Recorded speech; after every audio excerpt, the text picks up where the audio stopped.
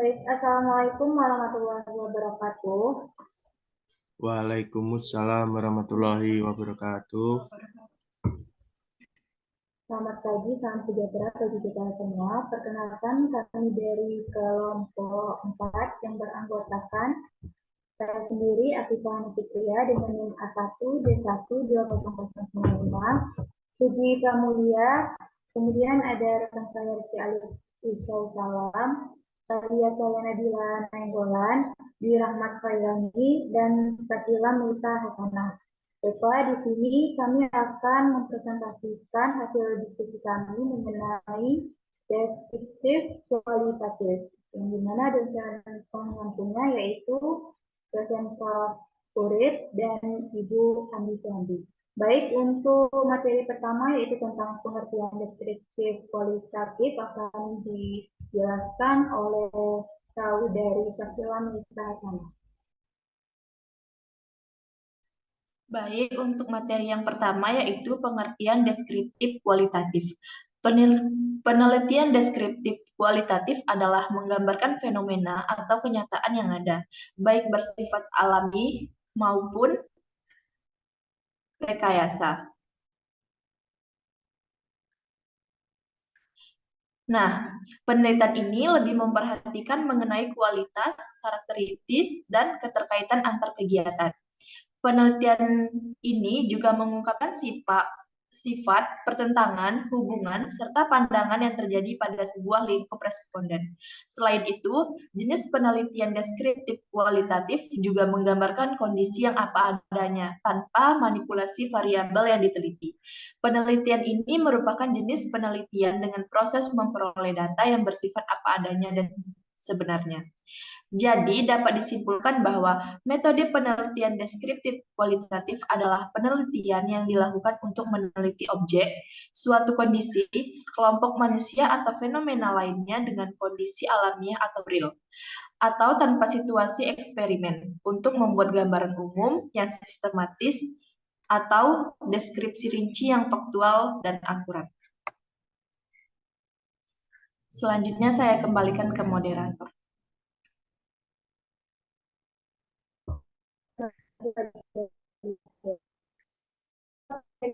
Tentang karakteristik penelitian deskriptif akan dijelaskan oleh saudari Talia Saya Nabila Nainggolan.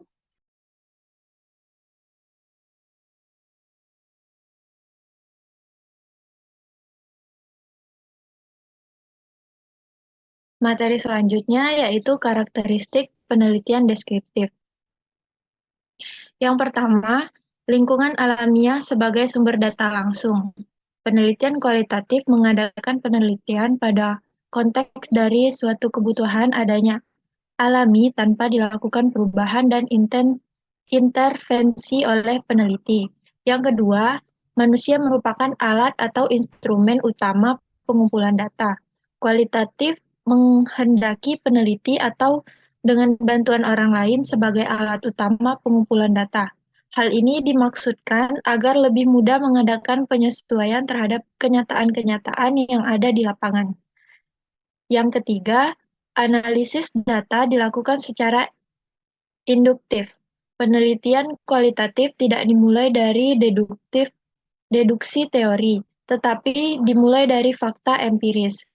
Penelitian terjun ke lapangan, mempelajari, menganalisis, menafsirkan, dan menarik kesimpulan dari fenomena yang ada di lapangan. Yang keempat, penelitian bersifat deskriptif analitik. Data yang diperoleh berupa kata-kata, gambar, dan perilaku tidak dituangkan dalam bentuk bilangan atau angka statistik, melainkan tetap dalam bentuk kualitatif yang memiliki arti lebih kaya dari sekedar angka atau frekuensi. Penelitian segera melakukan analisis data dengan memberi pemaparan gambaran mengenai situasi yang diteliti dalam bentuk uraian naratif. Selanjutnya yang kelima, tekanan penelitian berada pada proses. Penelitian kualitatif lebih banyak mementingkan segi proses daripada hasil. Yang keenam, Pembatasan penelitian berdasarkan fokus. Penelitian kualitatif menghendaki ditetapkannya batas atas dasar fokus. Dalam pemikiran fokus terliput di dalam perumusan latar belakang studi dan permasalahan. Fokus juga berarti penentuan keluasaan permasalahan dan batas penelitian. Yang ketujuh, perencanaan bersifat lentur dan terbuka. Perencanaan dalam penelitian kualitatif tidak bersifat ketat atau kaku, sehingga sulit untuk diubah. Yang kedelapan, hasil penelitian merupakan kesepakatan bersama. Pemaparan sebagai hasil interpretasi dalam penelitian kualitatif dikehendaki merupakan kesepakatan yang diperundingkan dengan subjek-subjek yang dijadikan sumber data. Yang kesembilan, pembentukan teori berasal dari dasar. Penelitian kualitatif menekankan pada kepercayaan terhadap apa adanya yang dilihat, sehingga bersifat netral. Yang kesepuluh, pendekatan penelitian menggunakan metode kualitatif. Metode ini digunakan karena lebih mudah mengadakan penyesuaian dengan kenyataan yang berdimensi ganda dan lebih mudah menyajikan secara langsung hakikat hubungan antara peneliti dan subjek penelitian. Yang ke-11, penelitian yang bersifat menyeluruh atau holistik. Penelitian kualitatif memandang bahwa keseluruhan sebagai suatu kesatuan lebih penting daripada satu-satu bagian. Karena itu, berbagai masalah penelitian tidak dipandang saling lepas. Dan yang terakhir, makna sebagai perhatian utama penelitian. Penelitian kualitatif mengarahkan pusat perhatiannya kepada cara bagaimana orang memberi makna pada kehidupannya. Saya kembalikan ke moderator. Baik, terima kasih atas penjelasannya, Saudari Thalia. Untuk materi selanjutnya yaitu tentang penerapan metode deskriptif kualitatif akan dijelaskan oleh Saudara Dirahmat pada Saudara Dirahmat. Baik, terima kasih kepada moderator yang telah memberikan kesempatan saya untuk membacakan materinya. Materinya yaitu penerapan metode deskriptif kualitatif. Nah, penerapan metode penelitian deskriptif kualitatif itu ada 4. Yang pertama data collection, yang kedua data reduction, yang ketiga data display, yang keempat data consolidation drawing. Nah, untuk yang data pertama yaitu data collection, yaitu mengumpul data menggunakan instrumen penelitian seperti lembar observasi, panduan wawancara, lembar studi pustaka, dan seterusnya. Nah, data yang kedua yaitu data reduction, yaitu melakukan reduksi data seperti dengan cara membuat analisis bandingan terhadap data yang masih jenuh. Nah, yang ketiga yaitu data display, yang dimana menyajikan data dengan pendeskripsian lengkap dan media bantuan lainnya seperti bagan atau chart, tabel, dan seterusnya. Nah, yang keempat yaitu consolidation drawing. Nah, melakukan pembahasan dan menarik simpulan umum. Nah, untuk selanjutnya, materi selanjutnya, tahapan dalam penelitian deskriptif kualitatif. Nah, yang pertama yaitu ada 3, yaitu tahap deskriptif atau orientasi. Yang kedua adalah tahap reduksi atau pengolahan. Yang ketiga, tahap seleksi atau analisis dan konstruksi data. Nah, untuk yang pertama yaitu tahap deskriptif atau orientasi, yang dimana penelitian mendeskripsikan apa yang dilihat, didengar, dan apa yang dirasakan. Nah, yang kedua yaitu data reduksi atau pengolahan, yang dimana penelitian menelaah data yang diperoleh pada tahap deskriptif. Yang ketiga yaitu tahap seleksi atau analisis dan konstruksi data, yang dimana menguraikan informasi menjadi lebih rinci, kemudian melakukan analisis secara mendalam tentang fokus permasalahan. Baik, itu saja, saya kembalikan ke moderator. Baik, terima kasih kepada Saudara Dwi Rahmat. Untuk materi selanjutnya yaitu tentang teknik analisis data deskriptif kualitatif akan dijelaskan dan dipaparkan oleh Saudari Vicky Tanti. Baik, terima kasih kepada moderator atas kesempatannya. Selanjutnya yaitu mengenai teknik analisis data deskriptif kualitatif. Dalam suatu penelitian, data perlu dianalisis untuk memberikan sebuah wawasan hebat dan tren yang berpengaruh dan memungkinkan batch konten berikutnya dibuat sesuai dengan keinginan atau kesukaan populasi umum. Teknik analisis data deskriptif kualitatif merupakan gabungan dari teknik analisis data deskriptif dan kualitatif. Teknik analisis data deskriptif kualitatif merupakan sebuah metode penelitian yang memanfaatkan data kualitatif lalu dijabarkan secara deskriptif. Jenis analisis data deskriptif kualitatif sering digunakan untuk menganalisis suatu kejadian, fenomena, atau keadaan secara sosial. Dan aktivitas analisis data terbentuk berdasarkan interaksi tiga komponen analisis data secara sistematis. Antara lain, yang pertama ada reduksi data atau data reduction.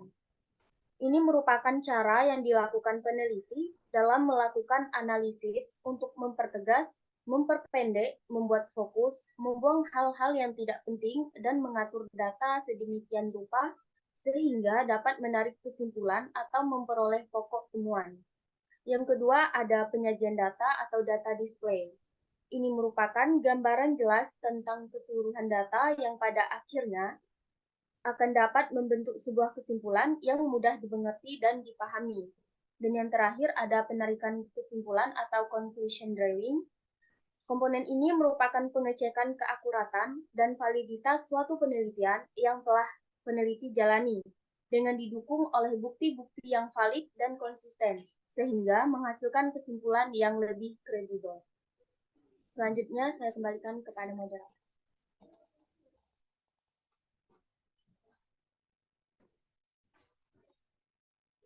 Baik, untuk materi selanjutnya yaitu tentang pengambilan data akan dipaparkan oleh Saudara Rizky Alif. Kepada Saudara Rizky Alif. Baiklah, terima kasih kepada moderator yang telah memberikan kesempatan. Baiklah, langsung saja di sini materi pembahasan kita selanjutnya ialah instrumen pengambilan data.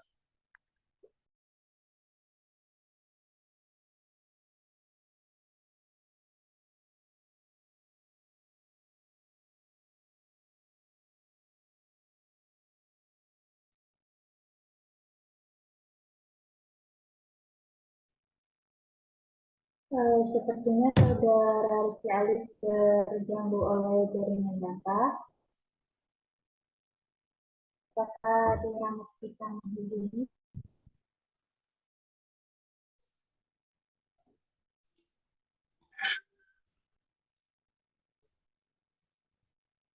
Rizky Alif sudah masuk di Zoom ini, Bu. Baik, kepada Saudara Rizky Alif dipersilakan untuk melanjutkan paparannya. Baiklah, langsung saja kita lanjutkan kembali. Selanjutnya itu adalah instrumen pengambilan data. Instrumen pengambilan data dalam penelitian deskriptif kualitatif dapat bervariasi tergantung pada tujuan penelitian, konteks, dan objek yang diteliti. Berikut beberapa instrumen umum yang sering digunakan dalam penelitian deskriptif kualitatif. Yang pertama ialah pedoman wawancara. Pedoman wawancara adalah daftar pertanyaan atau topik yang disusun sebelumnya untuk memandu proses wawancara dengan responden. Pedoman ini membantu peneliti untuk menggali informasi secara mendalam tentang pengalaman, sikap, persepsi, atau pemahaman responden terkait dengan topik penelitian. Yang kedua, Panduan observasi. Panduan observasi adalah daftar poin atau topik yang perlu diamati atau dicatat selama proses pengamatan lapangan. Panduan ini membantu peneliti untuk fokus pada aspek-aspek yang relevan dan penting terkait dengan objek penelitian. Yang ketiga, daftar periksa. Daftar periksa atau checklist digunakan untuk mencatat kehadiran dan keberadaan elemen, kejadian, atau karakteristik tertentu yang diamati atau diidentifikasi. Daftar periksa membantu peneliti dalam mengumpulkan data dengan sistematis dan memastikan bahwa tidak ada informasi yang terlewat. Yang keempat, jurnal lapangan. Jurnal lapangan adalah catatan naratif yang dibuat oleh peneliti selama proses pengumpulan data. Jurnal ini berisi deskripsi rinci tentang pengamatan, refleksi, kesan, atau peristiwa yang terjadi selama penelitian. Jurnal lapangan membantu dalam merekam data secara langsung dan mempertahankan keaslian pengalaman peneliti. Yang kelima, analisis dokumen. Instrumen ini melibatkan pengumpulan dan analisis dokumen seperti kebijakan, laporan, memo, atau catatan yang relevan dengan topik penelitian. Dokumen tersebut diinterpretasikan dan dianalisis untuk mengungkapkan makna, pola, atau perspektif yang berkaitan dengan penelitian. Yang terakhir, rekaman audio atau video. Instrumen ini melibatkan penggunaan alat rekaman audio atau video untuk merekam wawancara, presentasi, atau kegiatan lain yang berkaitan dengan penelitian. Rekaman ini memungkinkan peneliti untuk mengulangi dan menganalisis informasi dengan lebih rinci. Instrumen pengambilan data dalam penelitian deskriptif kualitatif harus dirancang sedemikian rupa untuk mendukung tujuan penelitian dan memungkinkan pengumpulan data yang mendalam dan kontekstual. Peneliti juga perlu memastikan keberlanjutan, validitas, dan keandalan instrumen tersebut melalui tahap uji coba, perbaikan, atau verifikasi. Sekian yang bisa saya jelaskan, saya kembalikan ke moderator. Baik, terima kasih atas penjelasannya, Saudara Rizky Alif. Baik, dapat disimpulkan di sini bahwasanya penelitian deskriptif kualitatif itu ialah penelitian yang bermaksud memahami fenomena tentang apa yang dialami oleh subjek penelitian, misalnya perilaku, persepsi, motivasi, tindakan, dan lainnya, baik itu secara holistik dan dengan deskripsi dalam bentuk kata-kata dan bahasa pada suatu konteks khusus yang alamiah dan dengan memanfaatkan berbagai metode alamiah. Nah, baik, terima kasih rekan-rekan atas paparan dan penjelasan dari materi deskriptif kualitatif. Untuk teman-teman sekalian dapat mengajukan pertanyaan melalui kolom komentar YouTube. Terima kasih, mohon maaf apabila terdapat kekurangan. Saya akhiri dengan wassalamualaikum warahmatullahi wabarakatuh. Waalaikumsalam warahmatullahi Waalaikumsalam warahmatullahi wabarakatuh.